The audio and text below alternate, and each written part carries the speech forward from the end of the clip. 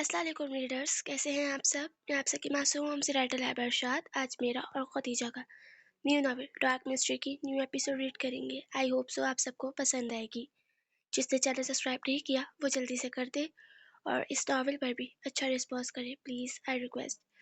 चलिए novel start करते हैं। बिस्मिल्लाहिर्रहमानिर्रहीम। Novel dark mystery, writer Laiba इरशाद, पार्टनर खदीजा, एपिसोड 3। रात का वक्त था, हर तरफ अंधेरे का राज था। आसमां पर चांद चमक कर अपने होने का पता दे रहा था। वो थ्री-पीस सूट पहने आंखों पर गॉगल लगाए दरवाजा खोलकर अंदर आया था, जहां सब मॉडल का फोटोशूट हो रहा था। वो आहिस्ता आहिस्ता कदम लेते आगे बढ़ा। एक सोफे पर ब्रा जमा हुआ था। हाय मिस्टर हैंडसम, तुम कब आए? एक मॉडल अपनी शूट छोड़कर उसके पास आई थी। बस अभी, जब तुम शूट करा रही थी। अगर हो गया हो तो फिर बाहर चले हम, उसने उस लड़की का हाथ पकड़ते हुए कहा था। हाँ, क्यों नहीं, चलते हैं। बस मैं कपड़े चेंज करके आती हूँ। वो इतना कहकर वहां से जाकर थोड़ा आगे गई थी। उसके पास एक और लड़का आया था और वो उससे भी इसी तरह बेबाक तरीके से मिली थी कि सोफे पर बैठा नफूस आंखें मीच गया था। भले वो लड़की भी बस उसका दिल बहलाने के लिए थी, लेकिन उसकी चीज थी, सिर्फ उसकी थी। इस्तेमाल के बाद भले जो मर्जी करे, लेकिन इस्तेमाल से पहले वो अपनी चीज को हाथ भी नहीं लगाने देता था किसी को। वो उसको वहीं छोड़कर वापिस बाहर की तरफ चला गया था। सर हसन, एक मामा अपने बेटे को लेकर आई हैं, लेकिन वो बच्चा इंजेक्शन लगवाने से डर रहा है। प्लीज आ जाए, उसको बुखार हो रहा है। इंजेक्शन ना लगा तो उसकी तबीयत में सुधार नहीं आएगा। डॉक्टर महक, जो डॉक्टर हसन की असिस्टेंट थी, वो डॉक्टर हसन के कैबिन में आती बोली थी। ओके, चले मेरे साथ। डॉक्टर हसन अपना डॉक्टर कोट उठाते डॉक्टर महक के हमरा चलने लगे। जब कुछ ही फासले में एक कैबिन में 5 साला बच्चा रो रहा था। बुखार से उसका चेहरा लाल सुर्ख हो रहा था। जब डॉक्टर हसन उसे देख मुस्कुराए और उसको देख बोले, हेलो मिस्टर हैंसन, मैं डॉक्टर हूँ। डॉक्टर हसन ने हाथ आगे किया था। जो बच्चा पहले रो रहा था वो डॉक्टर हसन का खुशगवार मुस्कुराता चेहरा देख खामोश हुआ था और फिर अपना हाथ आगे करते डॉक्टर हसन से हाथ मिला गया था। आपका नाम क्या है? डॉक्टर हसन मुस्कुरा कर बोले। आहत। मेरा नाम आहद है, वो बच्चा डॉक्टर को देखते बोला था। जब सब उस बच्चे को देख हैरान थे। वो बच्चा किसी से चुप नहीं हो रहा था। वो डॉक्टर हसन को देखकर चुप हो गया था। Wow, good name. और रो क्यों रहे थे आप? डॉक्टर हसन ने बच्चे की नाक को हल्का सा दबाते मुस्कुरा कर पूछा। मेरे को इंजेक्शन नहीं लगाना। ओके, आपको इंजेक्शन नहीं लगाएंगे। कौन लगा रहा था आपको इंजेक्शन? डॉक्टर हसन बोले। ये वाली आंटी। आहत ने महक की तरफ इशारा किया था। महक जो मुस्कुरा रही थी, लफ्ज आंटी पर उसकी मुस्कुराहट सिमटी थी। आंटी नहीं हूँ बेटा, डॉक्टर आप ही हूँ। महक उस बच्चे की तरफ झुकते थोड़ा मुस्कुरा कर बोली। जब बच्चे ने कोई जवाब न दिया और डॉक्टर हसन को देखता रहा। जब डॉक्टर हसन ने उस बच्चे को बातों में लगाया और एक हाथ डॉक्टर महक की तरफ करते सिर्फ इशारे से इंजेक्शन मांगा, लेकिन डॉक्टर महक उस इशारे को ना समझ सकी और मुस्कुराकर अपने बाल झटकते बोली, डॉक्टर मैं जानती हूँ मैं बहुत प्यारी हूँ, लेकिन प्लीज अभी हम काम कर रहे हैं तो यहाँ ठरकपन मत करें। जब डॉक्टर हसन ने उसकी बात पर घूर कर उसको देखा। डॉक्टर महक, आईना देखा है आज आपने? नो सर, डॉक्टर महक ने जवाब दिया। काश देख लेती तो आज ये जुमला अदा ना कर रही होती। बाय द वे, मैंने इंजेक्शन मांगा था आपसे। डॉक्टर हसन बच्चे की तरफ मुस्कुरा कर देखते डॉक्टर महक के कान की तरफ झुकते बोले थे। जब बच्चा खिलखिला कर हंस दिया था और फिर डॉक्टर हसन ने वापस बच्चों को बातों में लगाया था और इंजेक्शन मांगा था और फौरन से डॉक्टर महक ने इंजेक्शन डॉक्टर हसन को दिया था। ये लो, अब हो जाओगे आप ठीक। डॉक्टर हसन अपना हाथ आहत के बालों में फेरते बोले थे। और इंजेक्शन? बच्चा मासूमियत से बोला। आपको डर लगता है ना, इसलिए नहीं लगाया हमने आपको इंजेक्शन, हसन मुस्कुरा कर बोले थे। मैं जा सकता हूँ ऐसे ही? बच्चे ने अपनी मामा को देखते सवाल किया था। जी बिल्कुल, आप जा सकते हो, डॉक्टर महक बोली थी। Thank you doctor uncle. आहत ने हसन को हक किया था। जब हसन मुस्कुरा दिए थे और उसकी मामा डॉक्टर हसन को शुक्रिया अदा करती वहां से चली गई थी। वाह डॉक्टर हसन, आपने कितनी अच्छे से डील किया बच्चे को, महक बोली। बच्चे को बच्चे की तरह ही डील किया जाता है। अगर बच्चे को इंजेक्शन से डर लग रहा हो तो डॉक्टर का फर्ज है कि उस पर शॉर्ट किए बगैर उस बच्चे से प्यार से बात करे, उसका दिमाग उस जगह से हटाए और फिर एक महारत के साथ अपना वो काम कर दे जिससे वो डर रहा है। इससे आपका काम भी आसान और बच्चे को भी लगेगा कि उसे इंजेक्शन नहीं लगा।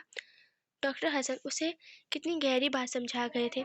By the way, no doubt آپ بہت پیاری ہیں۔ ڈاکٹر مہک کو لگا جیسے ان کے کان کے پاس کسی نے اس کی تعریف کی ہو، لیکن جب وہ مڑی تو ڈاکٹر حسن اپنے کیبن میں جا چکے تھے۔ جب مہک نے اپنے سر پر ہلکی سی چپت رسید کی تھی، یہ منظر ایک کلب کا تھا جہاں سب موجود تھے۔ آج تمہارے پاس میرے لیے وقت ہے مسٹر ہینسم؟ شنایا کی آواز پر وہ چونکا تھا، لیکن اس کی بات پر وہ مسکرا دیا تھا۔ شکریہ، کیونکہ میرے پاس تمہارے لیے پورے دن پوری رات، وہ بے باکی سے بولی تھی شنایا۔ ہاشم نے اسے گھورا تھا۔ آئی مین ٹو سے پوری زندگی ہے مائی مسٹر ہینسم۔ شنایا ہاشم کے بے حد قریب ہوئی تھی۔ شنایا پلیز تھوڑا اسپیس دو، تم جانتی ہو مجھے، میں ابھی ایسے کسی رشتے میں نہیں بننا چاہتا۔ ہماری اس حوالے سے پہلے بات ہو چکی ہے۔ تم لوگ محض دل بہلانے کے لیے تو ہوتی ہو، مگر گھر کی عزت بنانے کے لیے نہیں۔ میں نے اپنی بیوی کو کبھی ایسا تصور نہیں کیا، اور نہ کبھی وہ ایسی ہوگی۔ گاٹ اٹ، وہ آہستہ لیکن کاٹدار لہجے میں بولا تھا۔ بات تو اس کی بھی صحیح تھی، وہ پہلے ہی اس کو یہ سب بتا چکا تھا۔ اس کے اصرار پر ہی ہاشم نے اس سے دوستی کا ہاتھ بڑھایا تھا۔ اچھا نہیں بولتی اب کچھ، اوکے پلیز اب یہ باتیں کرنا بند کرو اور آؤ ڈرنک لیتے ہیں۔ وہ اس کا ہاتھ تھام کر اس کو وہاں لائی تھی جہاں الکوہل مل رہی تھی، اور وہ دونوں مسکرا کر ایک دوسرے کو دیکھتے گلاس اٹھاتے ہیں اور چیئرز کرتے پینا شروع کرتے ہیں۔ Hi, it's me Feroz, P M A کا بیٹا ہوں۔ وہ لڑکی جو پہلے ہی ان سب سے گھبرا رہی تھی، اپنے پیچھے سے اتنی قریب سے لڑکے کی آواز کو آتا دیکھ وہ چونک کر آگے کو ہوئی تھی۔ اوہ آپ تو ڈر گئیں، آئی ایم سو سوری، میرا مطلب آپ کو ڈرانا نہیں تھا۔ آپ کا انٹرو؟ سو سوری، میں چلتی ہوں۔ وہ وہاں سے جانے لگی تھی کہ ایک لڑکے نے اسے روکا تھا۔ ویٹ ڈیئر، میں کوئی برا انسان نہیں ہوں، بس یہ یہاں آپ کو اکیلے کھڑا دیکھا تو آپ کے پاس آ گیا۔ دوستی کریں گے مجھ سے؟ وہ ہاتھ آگے بڑھاتا بولا تھا کہ اس نے گھبرا کر پیچھے کو قدم لیے تھے۔ سنیں پلیز، آپ ڈرے نہیں، میں کچھ نہیں کہوں گا آپ کو، لیکن ہاں یہاں کے لوگ آپ کو بہت کچھ کہہ سکتے ہیں۔ آپ سمجھ رہی ہیں نا میں کیا کہہ رہا ہوں؟ اس کی بات سن کر اس کا دوستی کا بڑھایا گیا ہاتھ وہ فوراً سے تھام لیتی ہے۔ وہ معصوم ابھی اس بات سے انجان تھی کہ وہ جس سے دوستی کرنے چل پڑی تھی اصل درندہ تو وہی تھا۔ چلے آئے آپ کو سب سے خوبصورت جگہ دکھاتا ہوں، اس کے کہتے وہ وہاں سے سر ہلاتی اس کے ہمراہ اس کے پیچھے پیچھے چلنے لگی کہ کلب میں تعاقب کرتی آنکھوں نے اس معصوم لڑکی کو دیکھا تھا۔ ان آنکھوں نے اس لڑکی کا اوپر سے لے کر نیچے تک پورا دیکھا تھا۔ لمبے کھلے بال، پورا لباس، دوپٹہ خود پر اوڑھے، گوری رنگت، انابی ہونٹ، ڈرا سہما چہرہ، بڑی بڑی گول آنکھیں نمکین پانی سے بھری تھی۔ وہ آنکھیں اس لڑکی کی سمندری آنکھوں میں کہیں ڈوب سی گئی تھی۔ وہ معصوم ڈری سہمی لڑکی اس کے دل کو چھو رہی تھی۔ یہی لڑکی تو چاہیے تھی بالکل، اس نے خود سے کہا تھا۔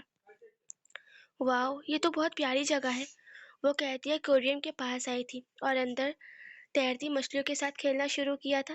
تم بہت حسین ہو، وہ اس کے بے حد قریب ہوتے بولا تھا کہ کشمالہ گھبرا کر پیچھے ہوئی تھی۔ ارے دور کیوں جا رہی ہو، قریب آؤ نا، وہ نہایت خجالت سے بولا۔ کشمالہ کو اس کی گندی نظروں سے گھن آئی تھی۔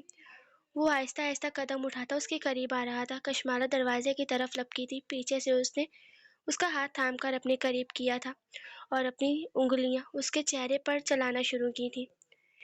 چھوڑو مجھے گندے انسان، چھوڑو۔ وہ اپنی پوری طاقت سے اس کو خود سے دور کرنے کی کوشش کر رہی تھی۔ نہیں، اتنی آسانی سے نہیں، جس کام کے لیے لایا ہوں پہلے وہ تو کرنے دو، پھر میرا نشہ پورا کر کر چلی جانا۔ وہ اس کو اپنی ہوس کا نشانہ بنانے والا تھا کہ دروازہ ٹوٹا تھا اور فیروز افندی نے مڑ کر دروازے کی طرف دیکھا تھا۔